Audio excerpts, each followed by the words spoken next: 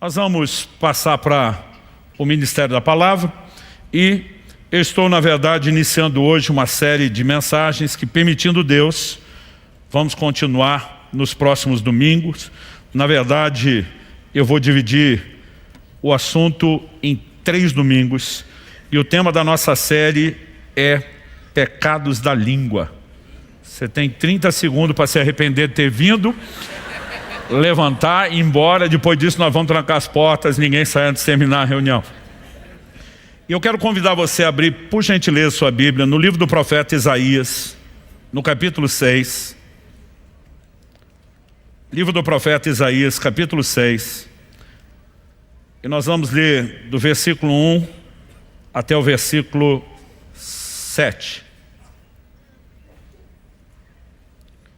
Eu vou ler na Nova Almeida atualizada. O texto diz assim: No ano da morte do rei Uzias eu vi o Senhor assentado sobre um alto e sublime trono, e as abas de suas vestes enchiam o templo.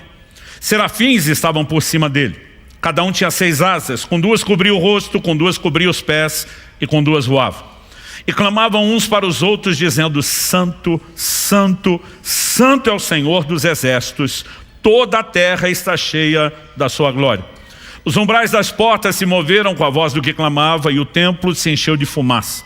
Então eu disse: ai de mim, estou perdido, porque sou homem de lábios impuros, e habito no meio de um povo de lábios impuros. E os meus olhos viram o Rei, o Senhor dos exércitos. Então um dos serafins voou para mim, trazendo na mão uma brasa viva, que havia tirado do altar com uma pinça. Com a brasa tocou a minha boca e disse: eis que essa brasa tocou seus lábios. A sua iniquidade foi tirada e o seu pecado perdoado.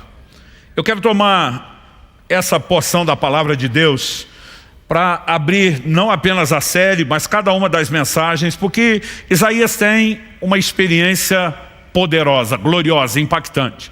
E diz: os meus olhos viram o Rei, o Senhor dos exércitos. Não se tratava apenas de uma visão de Deus tão limitada como muitos outros experimentaram ao longo do Antigo Testamento, porque ele vê Deus assentado no trono, a sua majestade, ainda que tenha ido ao limite do que podia suportar. Ele está num ambiente onde os serafins estão proclamando a santidade de Deus, e essa percepção da santidade de Deus gera um contraste, provoca e realça um sentimento. A expressão do profeta diante da percepção de um ente, de um ser tão santo como Deus é: ai de mim, eu estou perdido. Outras traduções dizem: eu vou perecendo. Basicamente, eu vou morrer. Eu não posso suportar essa santidade. E eu insisto, a percepção da santidade de Deus realça o contraste da ausência de santidade, da presença de pecado na vida de Isaías. Curioso é que nos primeiros capítulos do livro de Isaías, você vê ele pregando uma mensagem profética forte contra o pecado. Já no capítulo 1, ele começa dizendo para a nação de Israel: o boi conhece seu dono, o jumento seu possuidor, mas Israel não me conhece. E ele vai para cima e bate com força. Mas nesse momento, ele se vê, na linguagem nossa, como farinha do mesmo saco. Ele diz: sou um homem de lábios impuros e habito no meio de um povo de impuros lábios. Ou seja, sou tão pecador quanto esse povo todo que eu venho chamando a atenção e repreendendo. Curioso é que de tanta coisa errada para ver, o que é realçado nessa experiência é dizer: eu sou um homem de lábios impuros. Habito no meio de um povo, as traduções mais antigas só invertem, impuros lábios, para dizer a mesma coisa. O que significa lábios impuros? Ele não estava sugerindo que usou batom radioativo ou beijou o que não podia. O anjo, quando toca justamente a boca do profeta com a brasa, diz: tua iniquidade foi tirada, teu pecado foi perdoado. Está falando de impureza no sentido de pecado. E nós precisamos reconhecer que a Bíblia apresenta uma área, um departamento específico de pecado, relacionado à nossa boca, aos nossos lábios, à nossa língua. E Deus tem não apenas o desejo de expor o que ainda precisa ser trabalhado em nós, mas nos levar a um processo de santificação, de mudança, de transformação. O propósito dessa brasa não era apenas perdoar, remover a culpa de um pecado cometido, mas era santificar, era libertá-lo, era empoderá-lo para que houvesse mudança nessa área. Então, Essa expressão, pecados da língua, na verdade eu tirei do Salmo 39:1, né? Porque são mencionados nas Escrituras em outros lugares. No Salmo 39:1, uma oração de Davi, ele afirma: eu disse comigo mesmo, guardarei os meus caminhos para não pecar com a língua, porém mordaça a minha boca. Para não pecar com a língua. Provérbio de Salomão, Provérbios 10:19. Quem fala demais acaba caindo em transgressão, mas quem controla a língua é sábio. A gente sabe já, pela sabedoria popular, que falar muito não é coisa boa. Os antigos diziam, quem muito fala dá bom dia para cavalo, né? Mas não se trata apenas de falar o que não deveria. Aqui a Escritura está falando especificamente, né, de alguém que acaba caindo em transgressão. Ou seja, existem pecados que estão relacionados à língua, ao que falamos. E muitas vezes nós criamos uma espécie de psicologia de compensação na nossa cabeça para dizer, mas esses não são dos mais sérios, não são dos mais graves. E o que eu quero, ao separar 3 domingos para tratar disso, é te mostrar que isso é mais sério do que na verdade a gente tem percebido. No Evangelho de Mateus, no capítulo 12, eu quero ler dos versos 33 a 37, palavras de Nosso Senhor, o ensino de Jesus. Ele diz, tornem a árvore boa e o seu fruto será bom, ou tornem a árvore má e o seu fruto será mau, porque pelo fruto se conhece a árvore. Ele está dizendo, a qualidade do fruto depende da natureza e da qualidade da árvore. Mas ele segue, raça de víboras, verso 34 agora. Como vocês podem falar coisas boas sendo maus? Porque a boca fala do que está cheio o coração. A pessoa, verso 35, a pessoa boa tira do tesouro bom coisas boas, mas a pessoa má, do mau tesouro, e aqui ele está falando do coração, tira coisas más. Verso 36 e 37, digo a vocês que no dia do juízo, as pessoas darão conta de toda palavra inútil que proferirem, porque pelas suas palavras você será justificado, e pelas suas palavras você será condenado. Jesus, ele fala que eu e você podemos mudar o tipo de árvore. Podemos nos tornar árvore boa, podemos nos tornar árvore, né, ruim. Como? Dependendo a maneira que eu e você nos conduzimos em relação ao falar. O que falamos revela que tipo de árvore nós nos tornamos. A Bíblia diz, a boca fala do que está cheio o coração. O que sai dos nossos lábios expõe o que está do lado de dentro. Então não se trata apenas de um pecado verbal, no sentido de que o que você fala pode agredir ou ferir alguém. Ele na verdade está expondo a iniquidade do lado de dentro. E é um termômetro, é um lugar, né, para eu e você realmente conferir as coisas. Mas quando a Bíblia diz que no dia do juízo, nós vamos dar conta de toda a palavra inútil falada, nós não podemos simplesmente olhar e dizer isso é assunto periférico, secundário, quando falamos da prática da doutrina cristã. Aliás, me permita ler com você um outro texto, que é Tiago, capítulo 3. Eu vou começar no verso 2, vou até o 8.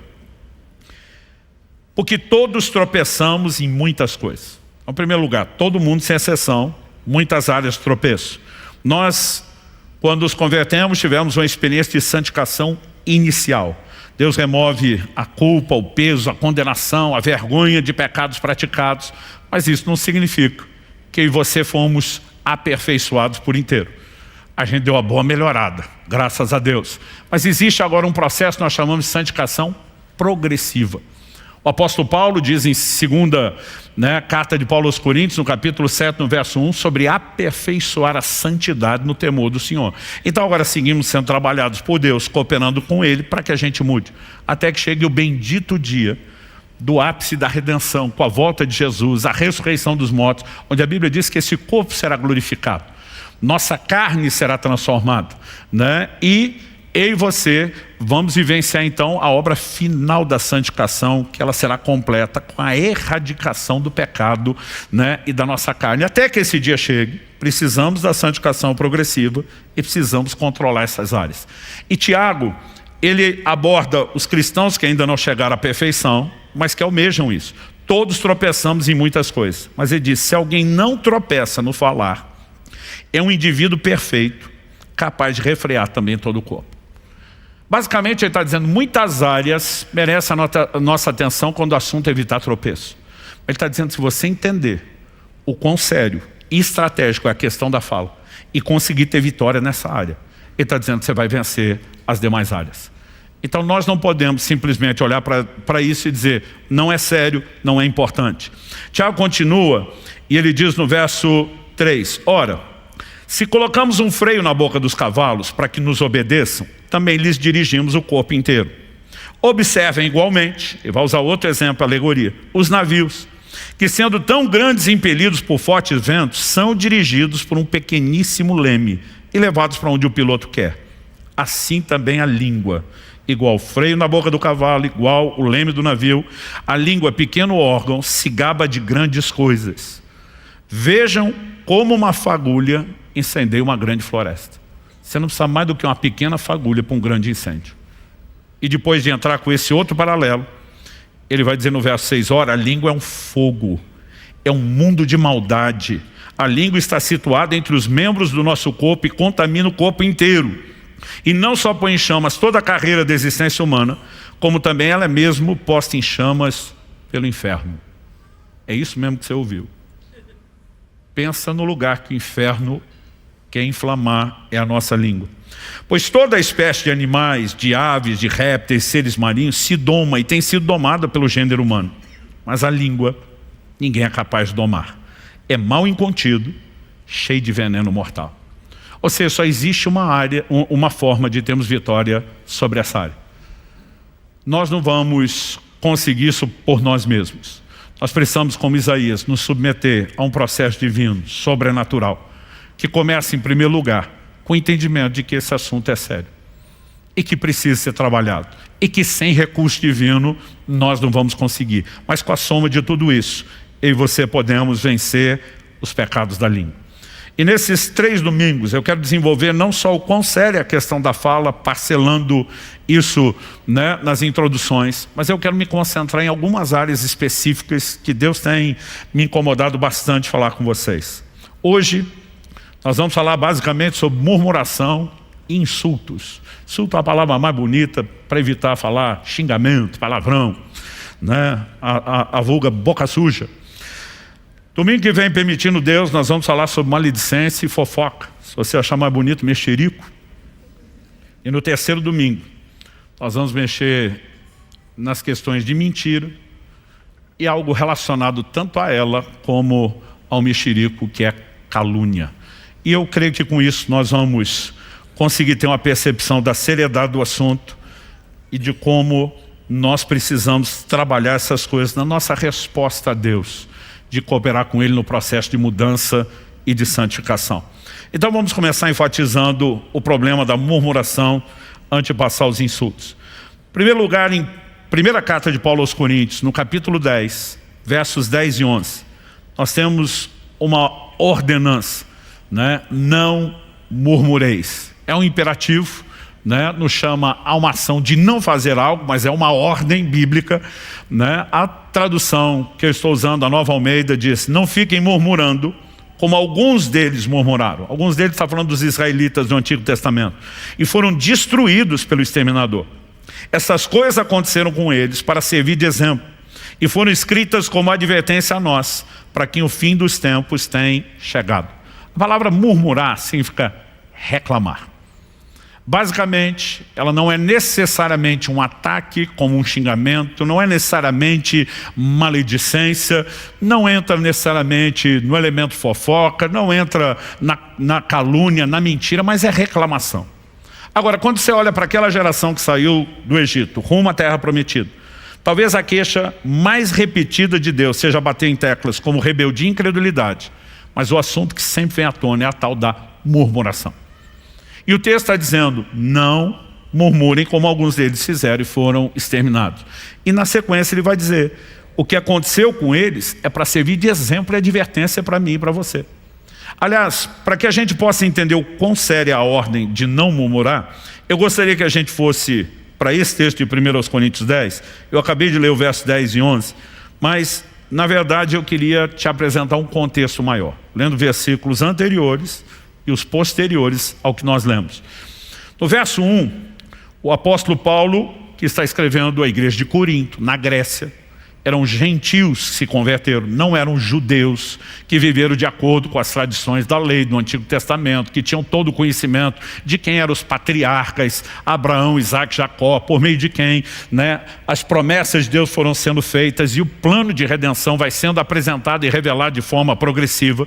Mas ele mostra que esses gentios convertidos não podiam ignorar algumas informações que estão lá no Antigo Testamento. Ele diz assim: ora, irmãos, não quero que vocês ignorem que os nossos pais estiveram todos sob a nuvem, todos passaram pelo mar, e todos em Moisés foram batizados, tanto na nuvem como no mar. Todos eles comeram do mesmo alimento espiritual, beberam da mesma bebida espiritual, porque bebiam de uma pedra espiritual que os seguia, e a pedra era Cristo. Mas Deus não se agradou da maioria deles. Eu quero dar ênfase a isso. Deus não se agradou da maioria deles, razão pela qual ficaram prostrados no deserto, ou seja, não entraram na terra prometida, não viveram o cumprimento das bênçãos, das promessas que Deus tinha feito para eles. E aí ele diz no verso 6, ora, essas coisas se tornaram exemplos para nós, a fim de que não cobicemos as coisas más como eles cobiçaram. Antes de falar do exemplo, antes de falar de evitar o tropeço, ele está dizendo, não ignore que nossos pais foram batizados tanto na nuvem como no mar. Beberam de uma pedra espiritual que os seguia, que era Cristo. Ele está fazendo alusão aos dois momentos onde Deus fez sair água da pedra. E evidentemente ele não está dizendo que aquela pedra, que eram pedras distintas, onde em dois momentos específicos saiu água, que a pedra literalmente os acompanhava. Mas estava dizendo, quem fez sair água da pedra e os sustentou no deserto foi o próprio Senhor. Mas quando ele usa a expressão bebiam de Cristo, ele está fazendo todo um paralelo da experiência deles com a nossa experiência de conversão a Cristo. Foram batizados na nuvem e no ar, batismo no Espírito Santo e nas águas. Comeram do mesmo alimento espiritual. Qual alimento espiritual que está sendo mencionado? O maná. Que Jesus em Mateus 4,4, fazendo alusão ao texto que fala do maná em Deuteronômio 8,3, diz, nem só de pão viverá o homem, mas de toda a palavra que sai da boca de Deus. Ou seja, não foram apenas alcançados pelo Evangelho, foram alimentados pela palavra de Deus. Beberam da mesma bebida espiritual que emana do próprio Senhor. Ou seja, está falando que todo mundo teve uma experiência de conversão. Como é que se deu a saída do Egito? A libertação deles acontece na celebração da primeira Páscoa. Quando o cordeiro da Páscoa está sendo imolado, o sangue aspergido, eles estavam anunciando profeticamente o que Cristo faria. Paulo vai escrever aos mesmos Coríntios e vai dizer que Cristo é o nosso cordeiro pascal. Ou seja, o sacrifício de Cristo está para nós, como a Páscoa estava para eles. Com a morte do cordeiro, com o seu sangue. Eu e você fomos arrancados de uma tirania onde éramos escravos no reino das trevas. Fomos trazidos para o reino da luz. Nos tornamos povo de Deus. Agora, é possível ter toda essa experiência. E ainda assim a Bíblia diz, Deus não se agradou da maioria deles e eles não chegaram onde deveriam. Porque na vida cristã não se trata apenas de começar bem, mas de ir até o fim, de viver tudo aquilo que Deus tem para nós. E há muitas armadilhas que precisam ser evitadas no caminho. Então, o texto está dizendo, isso tudo está registrado como exemplo para a gente não vacilar como eles vacilaram, para a gente não tropeçar como eles tropeçaram. E ele começa falando de um dos pecados, a fim de que não cobicemos coisas más como eles cobiçaram. Mas ele não para na cobiça. Verso 7. Vamos continuar a leitura. Não sejam idólatras como alguns deles foram. Conforme está escrito, o povo assentou-se para comer, beber e levantou-se para divertir. Está escrito em Êxodo 32:6. O momento onde nós temos o primeiro registro histórico de um carnaval. O povo faz o bezerro de ouro quando Moisés está demorando para descer do monte e começam as festas. E a Bíblia diz que o povo estava literalmente desenfreado, sem freio. Então a Bíblia está dizendo, não sejamos idólatras como eles. Ele continua no verso 8. Não pratiquemos imoralidade, como alguns deles o fizeram, e caíram mortos num só dia 23 mil. A referência agora é Números 25. Quando as filhas dos moabitas, dos midianitas, começam a chamar os israelitas, não apenas para uma prostituição física, literal, que já era pecado contra Deus, mas exigiam em troca que eles se curvassem diante dos ídolos delas. E conseguiram combinar idolatria com imoralidade. E a Bíblia fala de uma praga e de muitos morrendo. Então o texto diz, não pratiquemos imoralidade. Como alguns deles fizeram, caíram mortos num só dia 23 mil. Agora vem o verso 9. Não ponhamos Cristo à prova, como alguns deles fizeram, e foram mortos pelas serpentes. Aqui a menção é Números 21, episódio das serpentes abrasadoras. O curioso é que o pecado principal ali é murmuração. E aí ele emenda no 10, junto com o por Cristo à prova. Não fiquem murmurando, como alguns deles murmuraram e foram destruídos pelo exterminador. Por que eu estou lendo isso tudo? Porque normalmente a gente pensa, idolatria, pecado sério. Imoralidade, piorou. Mas quando chega no assunto da murmuração, a gente diz, normal. E a Bíblia não está tratando isso como normal. Está dizendo, vai te enredar como a imoralidade enreda, vai te enredar como a idolatria enreda, vai te prender como a cobiça prende. Isso é chamado de colocar Cristo à prova.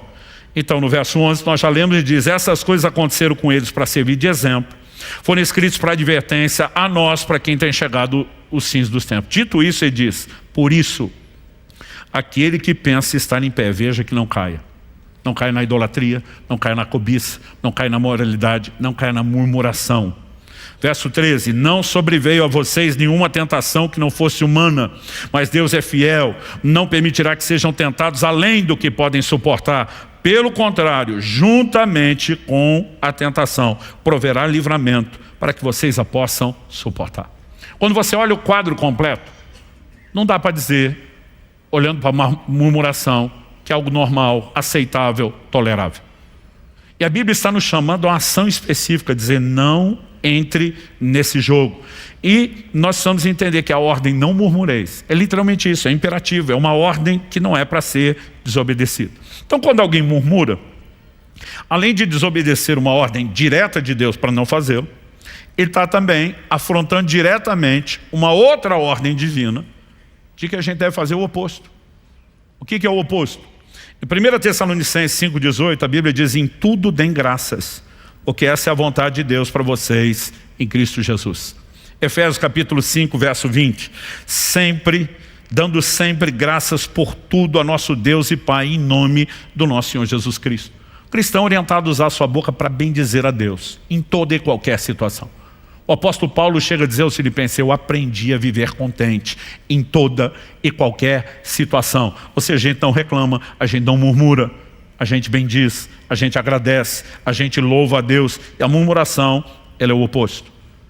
Evidentemente, a gente tem a capacidade de conseguir justificar o fato de a gente estar murmurando. Porque a maioria de nós vão dizer, estou reclamando do que está certo eu reclamar.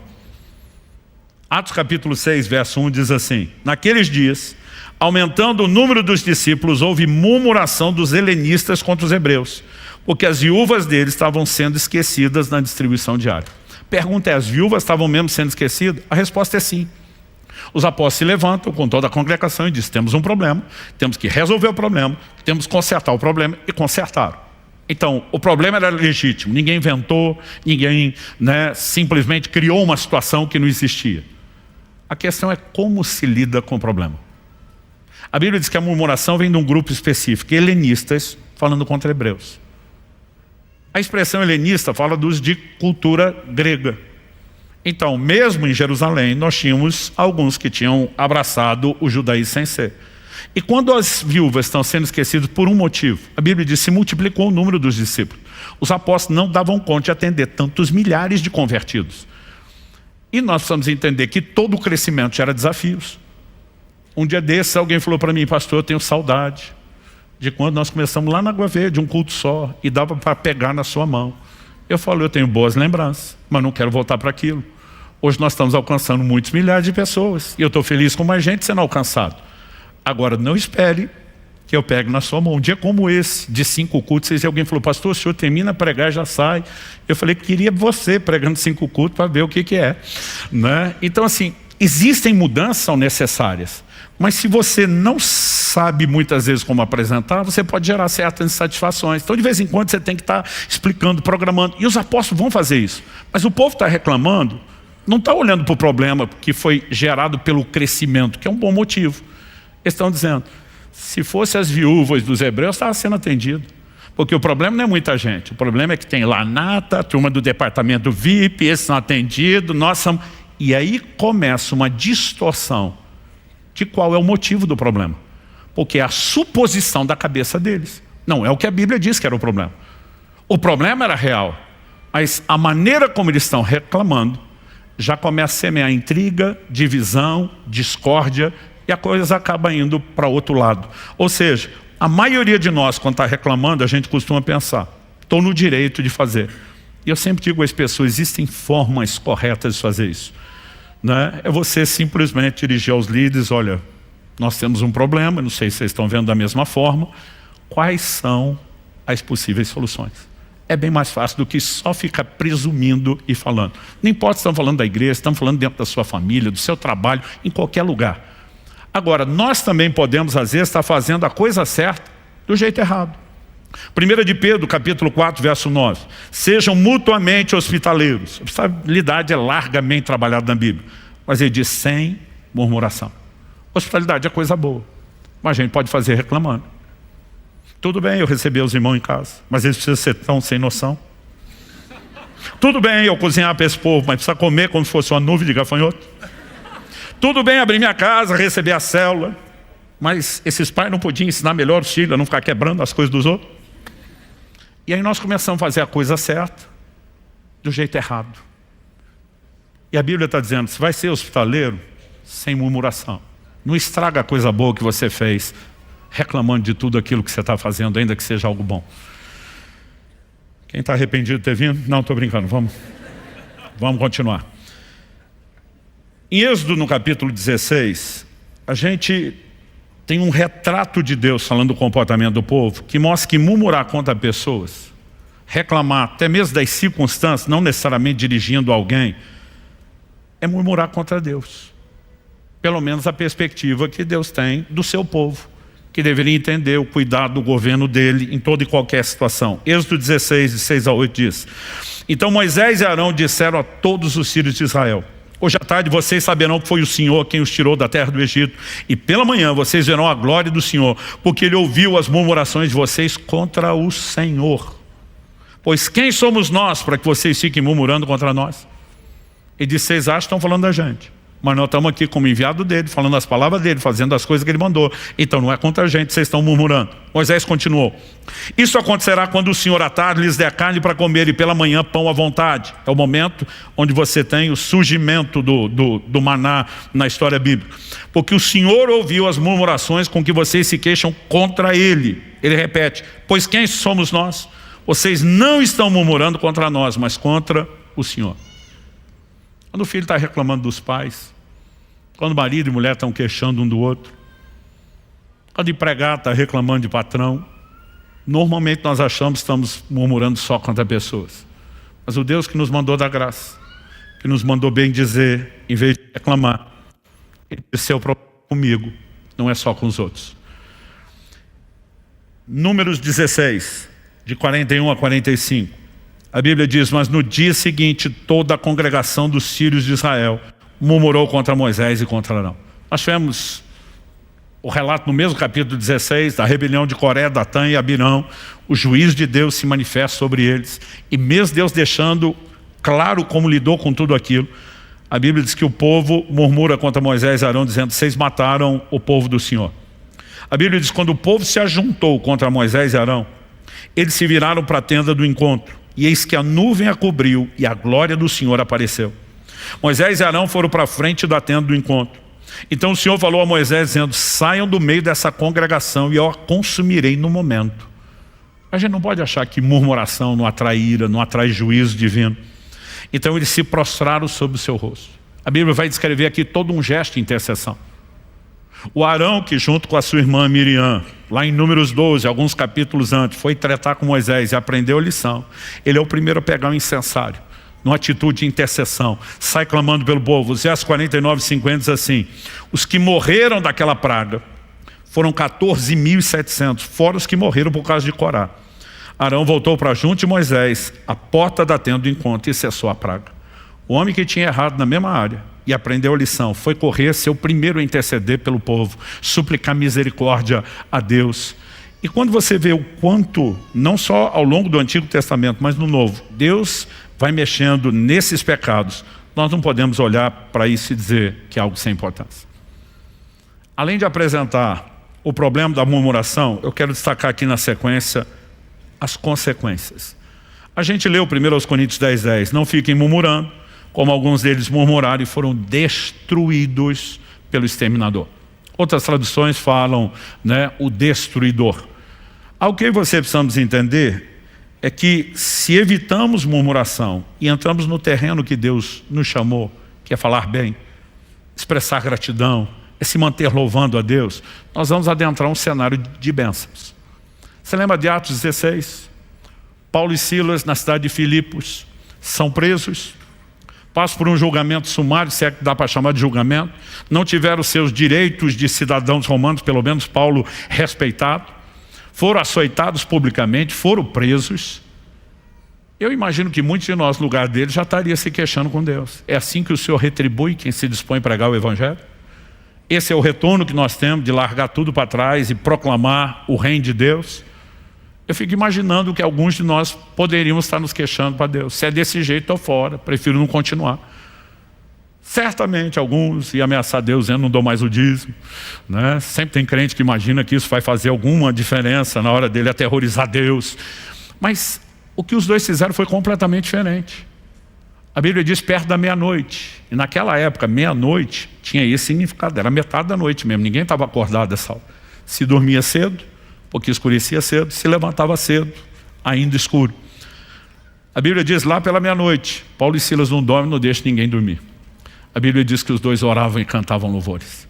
E quando eles estão naquele ambiente de adoração, a Bíblia diz que um terremoto chacoalhou aquela prisão. Nesse ambiente de adoração, nós sempre veremos intervenções divinas. Eu lembro quando ainda era adolescente, tinha um livro que era o best-seller no meio dos cristãos na época, chamava O Louvor que Liberta. Ele destacava casos como o de Josafá, 2 Crônicas 20, vai para uma guerra que é impossível ele vencer.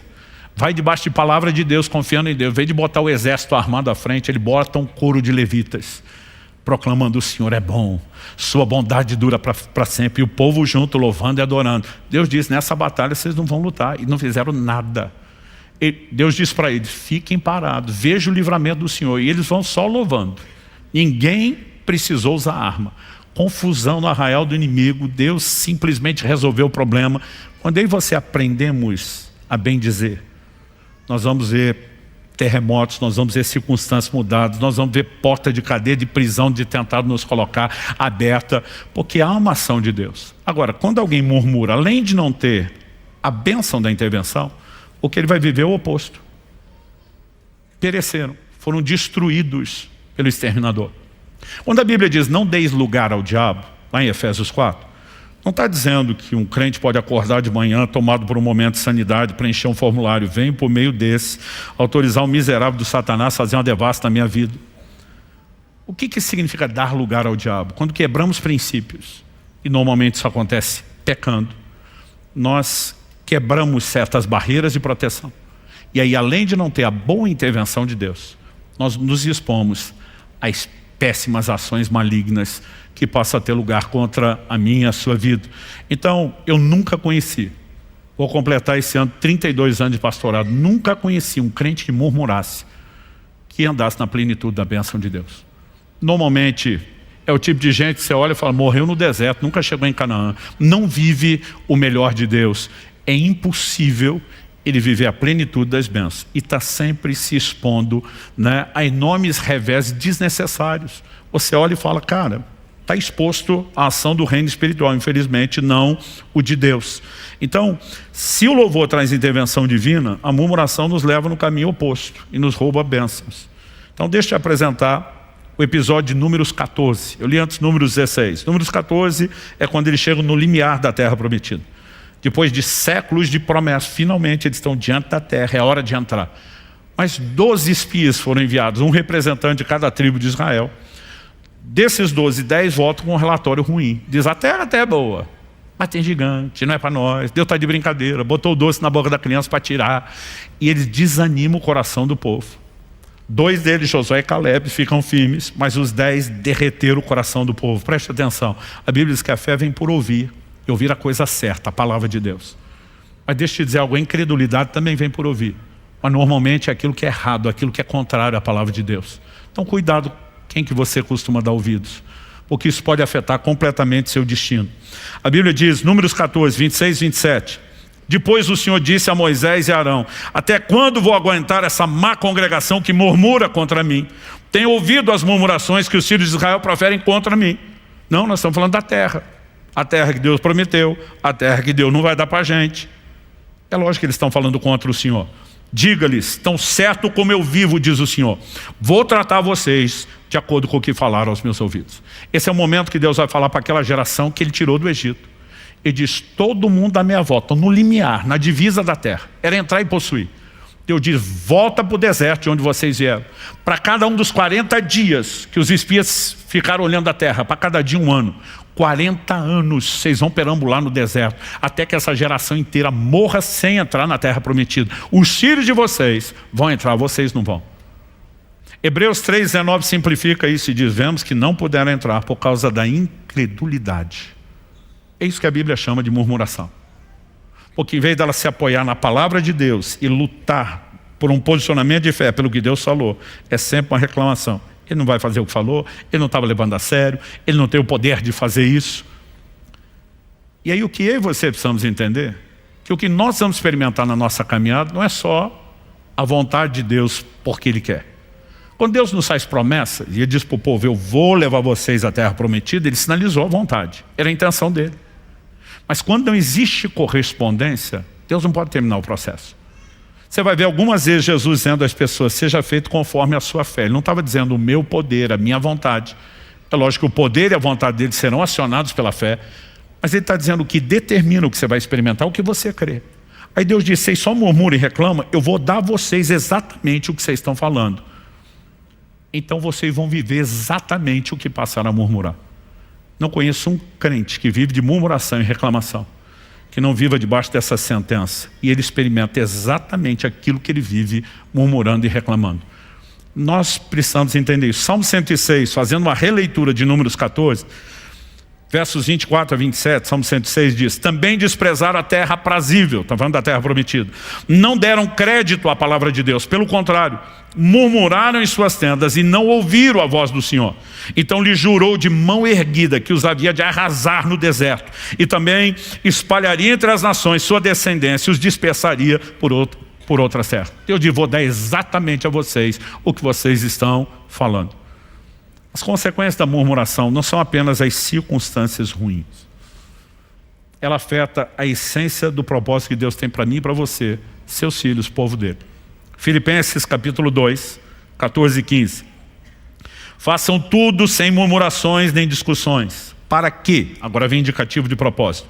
Para que sejam irrepreensíveis e puros, filhos de Deus, inculpáveis no meio de uma geração pervertida e corrupta, na qual vocês brilham como luzeiros do mundo. Quando Jesus diz: vocês são a luz do mundo, sal da terra, ele disse: se a luz não brilhar, não tem motivo e razão de ser.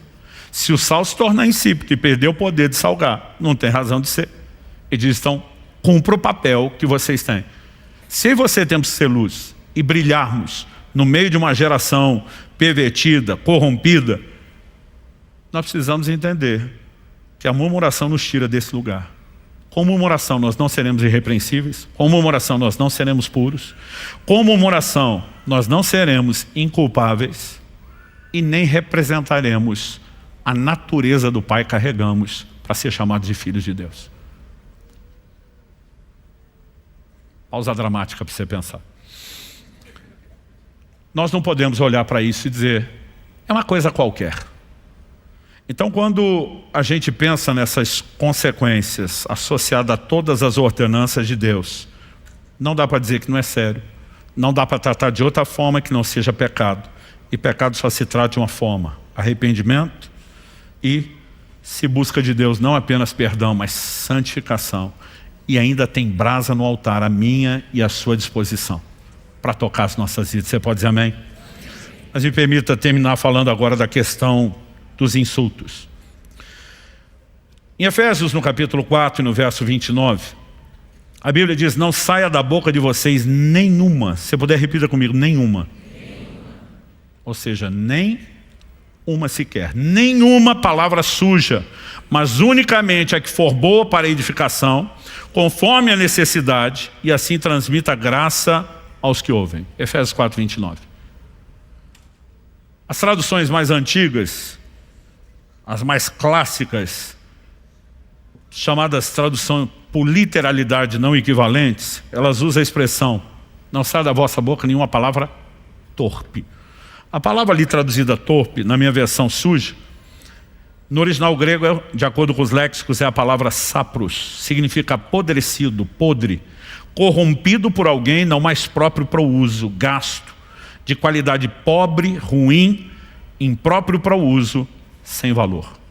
É isso que não deve sair da minha e da sua boca. Não é apenas um insulto, não é apenas um palavrão, não é apenas um instigamento, é tudo aquilo que não edifica. E diz: saia unicamente a que for boa para edificação. Vai edificar a vida de quem está ouvindo? O que eu vou falar vai gerar fé ou vai gerar desânimo?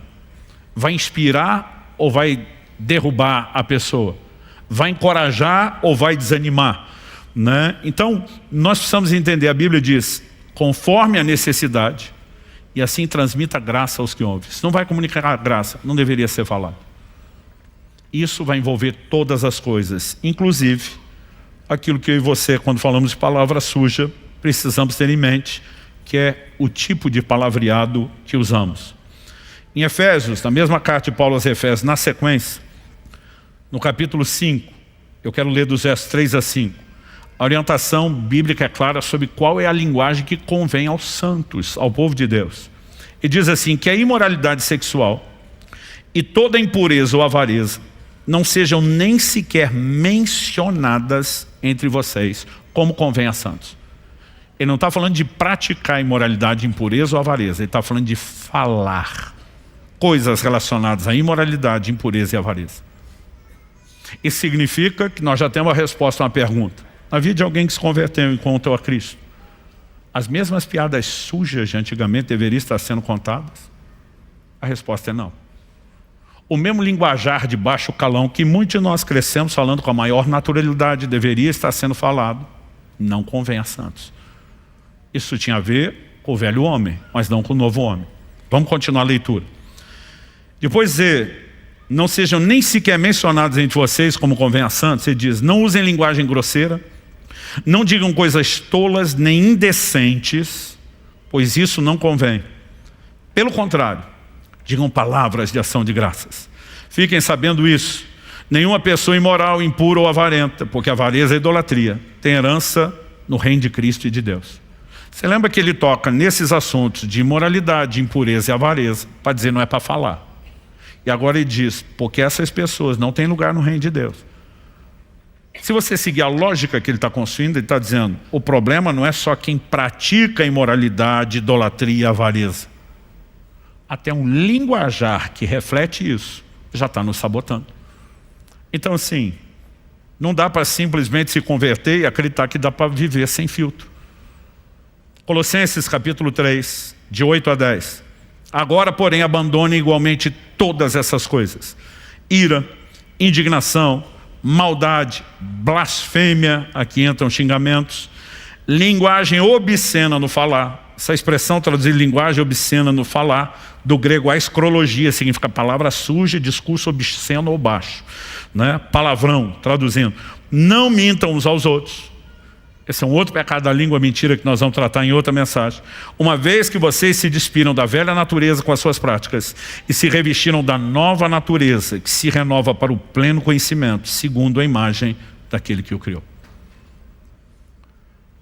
Honestamente, querido, nós precisamos entender aonde Deus está tentando nos levar. E não é um lugar onde você chega só com esforço, sem recursos divinos. Mas não é Deus sozinho que te empurra para lá se você não cooperar com Ele. Então nós precisamos entender que isso é parte do processo de santificação, mudança de linguagem. Alguns de nós tivemos o privilégio de crescer em lares onde não se falava tanta baixaria. Outros de nós crescemos ouvindo isso e reproduzimos com a maior naturalidade, porque foi uma vida inteira. Mas a partir do momento que nos convertemos, sabemos que Deus olha para nós com paciência, sabe que somos crianças espirituais que estão num processo de crescimento, mas essas coisas precisam ser faladas. Não para que se gere condenação, mas para que se proponha a mensagem bíblica que tem que ser pregada e ensinada de mudança. Em Apocalipse, no capítulo 13, no verso 5, quando a Bíblia fala de uma das bestas do Apocalipse, a personificação do mal, Apocalipse 13:5 diz: foi-lhe dada uma boca que proferia arrogâncias e blasfêmias. Eu não sei te dizer quantas vezes já vi pessoas que num profundo nível de endemoniamento blasfemam contra Deus e xingam todo mundo que em volta. Isso é a linguagem do reino das trevas. Não é a linguagem do reino de Deus, daqueles que foram chamados para andar na luz. Quem está entendendo? Tiago capítulo 3, eu vou usar esse texto numa das próximas mensagens para trabalhar melhor outro assunto, mas aqui também cabe. Tiago 3, de 10 a 12. Ele diz: de uma só boca procede bênção e maldição. Está falando da boca dos crentes. Meus irmãos, isso não deveria ser assim.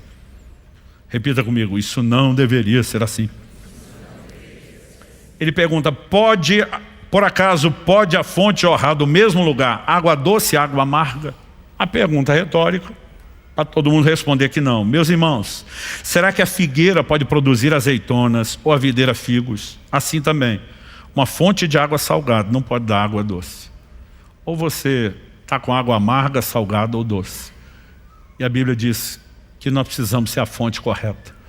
Uma fonte que não só não fala o que é errado, mas fala aquilo que é correto. Quem está entendendo, diga amém. Então, a semelhança de Isaías, nós precisamos entender. Estamos falando de áreas que são pecado, que atrapalham o nosso relacionamento com Deus, mas que encontramos um Deus que expõe isso não porque quer condenar, não porque quer que a gente sinta mal a respeito, mas porque Ele quer nos aperfeiçoar. Então, qual é o processo? A semelhança de Isaías, quando enxergamos pecado, tem que ter arrependimento. O que é o arrependimento? Em essência, é reconhecer o erro que você cometeu. Outro dia alguém me perguntou: pastor, qual o mistério do toque na boca do profeta? Porque o anjo pega uma brasa lá com a pinça e vai colocar na boca. Qual o mistério? Eu falei: não tem mistério, é a oração que ele fez. Sou um homem de lábios impuros. Se ele tivesse dito: sou um homem de olhos impuros, teriam sido 2 brasas nos olhos. Ou como dizia no interior de São Paulo, onde me criei, nos olhos. Aquela área onde você reconhece necessidade é especificamente a área onde Deus pode trabalhar. E quem não reconhece não vai ser trabalhado. Então assim, se Deus não expõe, e o propósito dele não é fazer você meramente sentir mal. É lógico que quando a gente entende, a gente sente mal.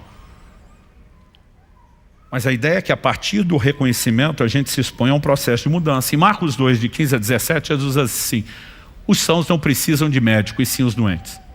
Se você olhar a essência do ensino dele, quem eram os doentes? Ele está falando dos pecadores. Quem é o médico? Ele está falando dele. Como a Bíblia diz, não há nenhum justo, nenhum sequer, não existe gente sã de verdade. Ou seja, todo mundo é doente, todo mundo precisa do médico, ele que é o Salvador. Mas a pessoa que acha que é sã, ou seja, não enxerga a sua miséria e o seu pecado, ele, Jesus, o médico, não pode fazer nada. Porque tudo parte, como premissa, o princípio de tudo é o arrependimento. É por isso que Jesus veio pregando: arrependei-vos e crede no Evangelho. A fé não vem antes do arrependimento, ela vem depois. Quando Hebreus 6 fala dos rudimentos da doutrina de Cristo, fala primeiro do arrependimento de obras mortas, depois da fé em Deus. Sempre o arrependimento. Ele precisa ser o precursor, porque não há mudança e transformação sem arrependimento. Então Deus quer expor áreas da nossa vida. Ele quer nos levar ao reconhecimento: está errado, isso não condiz com a nova vida, está mais parecido com a velha, eu preciso de mudança. Esse é o ponto de partida. Mas a partir disso, nós podemos acessar recursos. Porque Tiago deixa claro: a gente consegue domar todos os animais, mas não a própria língua. Diz: está cheio de veneno. Aliás, alguns de nós, a língua é bipartida, bifurcada a ponta. O veneno corre no canto da boca. Mas com recursos de Deus, todos, cada um de nós, sem exceção, podemos vencer. E o que nós precisamos entender é que Deus não quer só perdoar. Se Ele só perdoa, nós vamos continuar tropeçando nas mesmas áreas, caindo e levantando. Ele tem santificação, transformação para mim e para você. Isso é um recurso sobrenatural que está à nossa disposição. Pastor, como acessá-lo? Além do reconhecimento, existem algumas ações práticas. Primeira delas, se Jesus diz em Mateus 12:34 que a boca fala do que está cheio o coração, nós precisamos mudar o depósito. Você lembra que em Mateus 12, Jesus disse que do bom depósito a pessoa tira coisas boas, do mau depósito tira coisas más. Então nós precisamos trocar o depósito. O que é que está do lado de dentro? Colossenses capítulo 3, verso 16 diz: habite ricamente em vós a palavra de Cristo. O crente tem que estar tão cheio de Bíblia Porque quando alguém esbarra nele, sai versículo. Eu li algum livro, quando era garoto, uma ilustração. Imagina uma esponja que está encharcada de água. Onde você aperta, sai o quê? Água. E aí você olha para Jesus, era assim. O diabo vinha tentar cutucar, o que saía? Está escrito, está escrito. Porque se a boca fala do que está cheio o coração, e nós enchemos o coração com a palavra de Deus, esse é um excelente começo. Eu tenho, nos últimos anos, tentado repetir um desafio pessoal, de quando faço um período de jejum prolongado de 40 dias, ler a Bíblia toda naquele período dos 40 dias. Você tem que manter uma média de uns 30 capítulos por dia, sem falhar, para conseguir manter aquilo. Esses dias, eu estava próximo de uma pessoa, a gente estava viajando junto, e ele falou: pastor, estou vendo que o senhor está concentrado na leitura. Eu falei: meu filho, nosso tempo de conversa aqui está limitado. Eu tenho que ter um bom tempo com Deus todo dia na leitura bíblica. Aí, conversa vai, conversa vem. Ele: parece que o senhor está aí há um tempo. Eu falei: estou. Aí eu contei o que estava fazendo. Ele olhou para mim e falou: mas assimila ler um livro inteiro desse em 40 dias? Eu falei: não tem memória, por mais brilhante que seja, que vai lembrar tudo. A questão não é só lembrar tudo. Eu estou renovando minha mente, como diz as Escrituras. Eu estou reprogramando a forma dela de pensar o tempo todo, saturando ela com a palavra de Deus. Eu gosto também de, em períodos pequenos, olhar um assunto só em toda a Bíblia de uma vez. Existem inúmeros benefícios. Mas algo que eu tenho aprendido ao longo dos anos: quanto mais cheio da palavra você está, mais será isso que você vai transbordar. Então, nós precisamos desse bom depósito, mas também precisamos de oração específica por vitória nessa área. Jesus nos ensinou um padrão de oração diária. A oração do Pai Nosso não é uma reza a ser repetida, é um modelo de oração e é diária, porque diz: o pão nosso cada dia dê hoje. Nessa oração diária, Ele nos ensinou a dizer: não nos deixe cair em tentação, livra-nos do mal. Se eu e você sabemos que estamos tropeçando na murmuração, nos insultos, nos outros pecados que vamos falar semana que vem, e a gente não ora para vencer isso, como esperar que nós vamos vencer? Agora, Salmo 141:3 diz, e eu já repeti várias vezes essa oração do salmista: põe guarda a minha boca, Senhor, vigia a porta dos meus lábios. Quantas vezes eu falava o que não devia, ou pelo menos não da forma como devia, e eu ia lá e orava e dizia: Senhor, põe guarda a minha boca, vigia a porta dos meus lábios. Não significa que Deus é que vai assumir o controle, mas a oração do põe guarda me mantém alerta. Eu quero ter respostas rápidas ao teu Espírito, perceber antes de falar, ou consertar o mais rápido possível. E acredite, esse tipo de oração vai nos ajudar. Então, se nós abraçarmos o processo, nós vamos crescer em maturidade, nós vamos romper espiritualmente. Isso vai fazer toda a diferença. Você recebe essa palavra? Vamos ficar em pé. Eu gostaria que nós orássemos.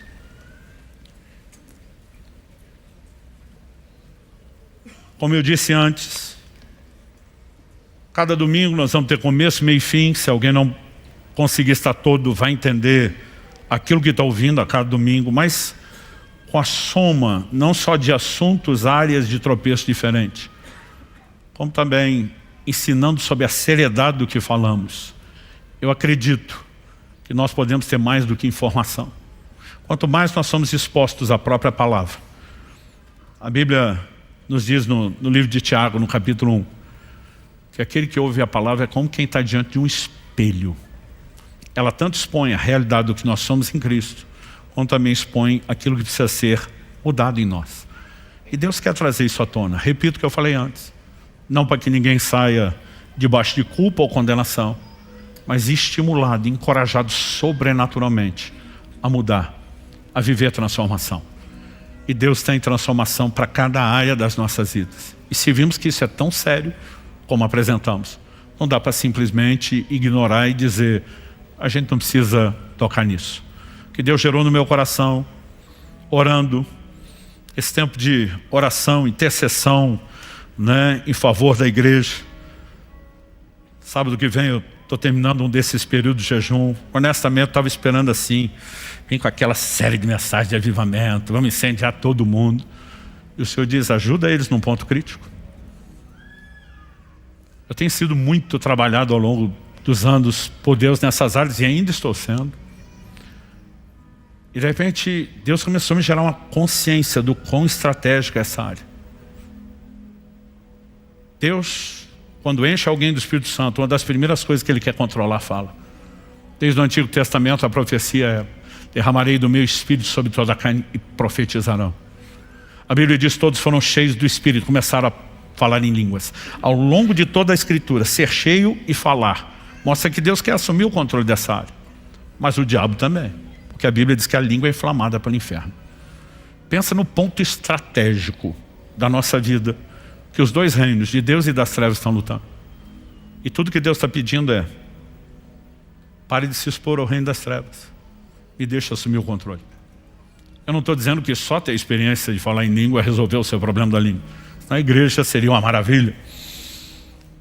Mas significa que continuamente nós temos que nos render ao controle dele e aprender a usar um estilo de linguagem dele. E a boca do crente foi feita para abençoar, não para amaldiçoar, não para murmurar, não para reclamar, não para xingar, não para mentir, não para falar mal dos outros, não para fofocar. Se alguém falou: não pastor, a gente já não chama mais de fofoca, são atualizações. Falei: enquanto você estiver dando desculpa, não tem transformação. Mas Deus tem algo mais para mim e para você. Pai, eu oro por cada um dos meus irmãos e irmãs, começando por mim mesmo. Nós nos expomos ao Senhor. A ação do Teu Espírito nesse ambiente, a palavra exposta. E nós não queremos sair desse lugar só com informação a ser digerida e processada. Sabemos a importância de seguir meditando naquilo que ouvimos.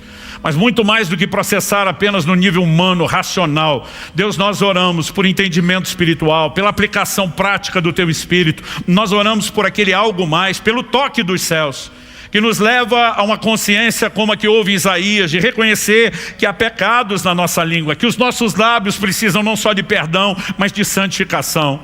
Nós oramos que possamos vencer nessa área. Uma área, ó Deus, tão estratégica, tão fundamental, a ponto de Tiago ter dito que quem não tropeça nessa área será varão perfeito, não vai tropeçar nas demais. Nós queremos ser estratégicos nesse processo de santificação e nessas semanas concentrar força, dando atenção e resposta à Tua palavra. Nós oramos por cada um, suplicando graça e favor dos céus, para que haja crescimento, para que haja rompimento espiritual, em nome de Jesus. Se você crê e concorda, diga amém.